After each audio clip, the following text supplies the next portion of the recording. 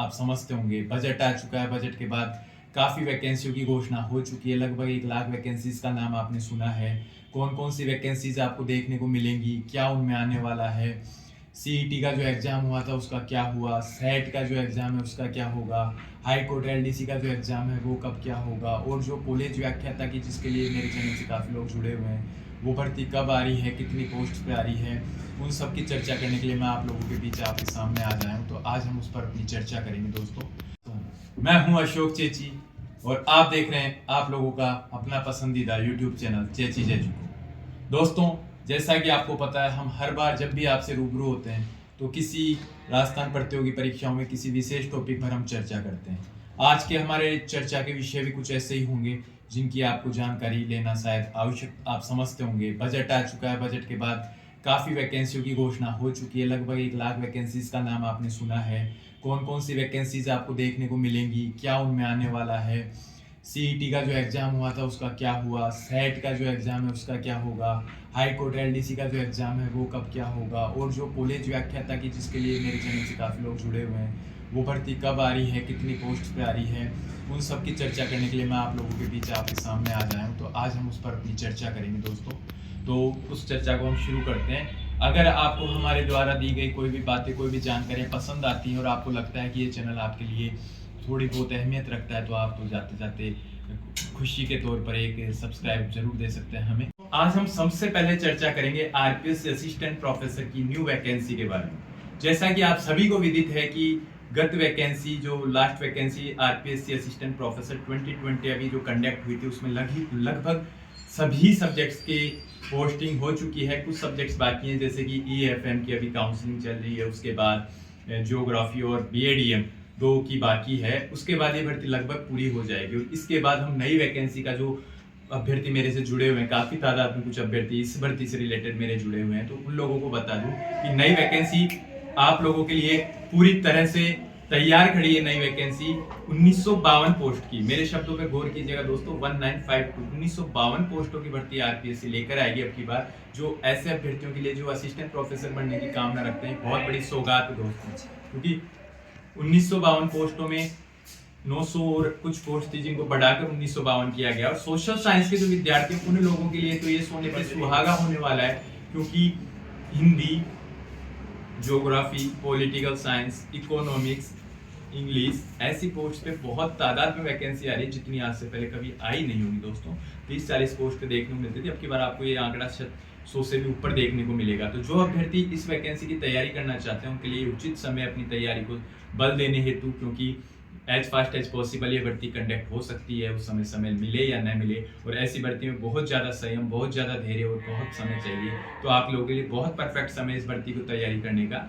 हाँ, लेकिन हमारे माइंड में आता है कि भर्ती होगी कब कंडक्ट होगी, कब इसकी विज्ञप्ति आएगी। तो हम ये उम्मीद कर सकते हैं कि जो सेट का एग्जाम राजस्थान सरकार ले रही है, जो कि आपकी जानकारी के लिए बता दूं 19 मार्च को सेट होने वाला था, जो हाईकोर्ट एलडीसी भर्ती परीक्षा के कारण स्थगित कर 26 मार्च 2023 को प्रस्तावित कर दिया गया। तो अब सेट का एग्जाम 26 मार्च 2023 को होगा, और सेट का एग्जाम होने के बाद हम ये उम्मीद कर सकते हैं कि इस भर्ती की जो विज्ञप्ति है वो हमें देखने को मिल सकती है। इससे पहले भी मिल सकती है, बट सेट के एग्जाम के बाद, क्योंकि जो लोग सेट पास करेंगे वो भी इसके लिए योग्य हो जाएंगे। नेट और सेट इसके लिए मिनिमम एलिजिबिलिटी मांगी जाती है, वो आप दे सकते हैं। इसके बाद सेट के एग्जाम की बात करते हैं, तो सेट का एग्जाम अभी पिछले महीने जगत गुरु गोविंद गुरु जो विश्वविद्यालय है बांसवाड़ा का, उसके द्वारा कंडक्ट करवाया जा रहा है, जिसके फॉर्म 12 तारीख तक भरे गए थे।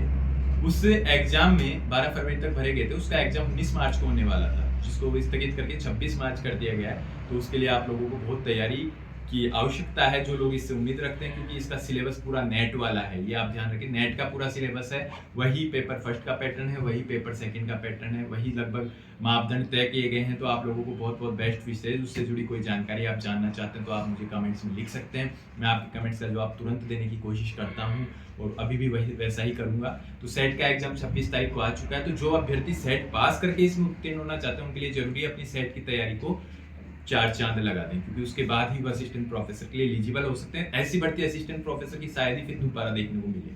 तो ये बात थी अपनी असिस्टेंट प्रोफेसर की वैकेंसी के बारे में। अब इसके बाद बात करते हैं हम हाईकोर्ट एलडीसी की। दोस्तों, सबसे पहले आप लोगों की जानकारी के लिए बता दूं कि हाईकोर्ट एलडीसी की जो भर्ती रद्द हो चुकी थी मई जून में, वह भर्ती वापस फॉर्म खोले गए थे। उसकी एग्जाम डेट डिसाइड की गई थी 19 मार्च, 12 मार्च और 19 मार्च। तो 12 मार्च और 19 मार्च को आयोजित होने वाली हाईकोर्ट एलडीसी की परीक्षा 19 मार्च और 12 मार्च को आयोजित होगी। उसके एडमिट कार्ड्स जारी कर दिए गए। आप हाईकोर्ट की वेबसाइट पर जा सकते हैं, वहां से अपना एडमिट कार्ड डाउनलोड कर सकते हैं। उसके लिए आपको लॉगिन आईडी और पासवर्ड की जरूरत है, तो उसका रीसेट का ऑप्शन है। आप अगर भूल गए होंगे आपकी आईडी और पासवर्ड, तो आप आईडी और पासवर्ड दोनों रीसेट कर सकते हैं और अपना एडमिट कार्ड प्राप्त कर सकते हैं। दोस्तों, इसके अलावा एक और कुछ जानकारी मांगी जा रही थी सीईटी के बारे में कि सीईटी की वैकेंसी है जो हुई थी, वो उसका रिजल्ट कब आएगा, क्या मापदंड रखे जाएंगे। तो दोस्तों, सबसे पहले आपको बता दूं कि 10+2 का सीईटी का जो अभी एग्जाम हुआ था, हाल ही में 12 तारीख तक हुआ था, फरवरी, तो उसके लिए एडिट का ऑप्शन खोल दिया गया है आप लोगों के लिए कि आपकी कोई भी सूचना अगर आप उसमें संपादित करना चाहते हैं, एडिट करना चाहते हैं किसी भी सूचना को, तो आप उसके लिए ऑप्शन खोल दिए गए हैं। आप जाकर वो सूचना चेंज कर सकते हैं। उसके बाद आपको ये मौका नहीं मिलेगा।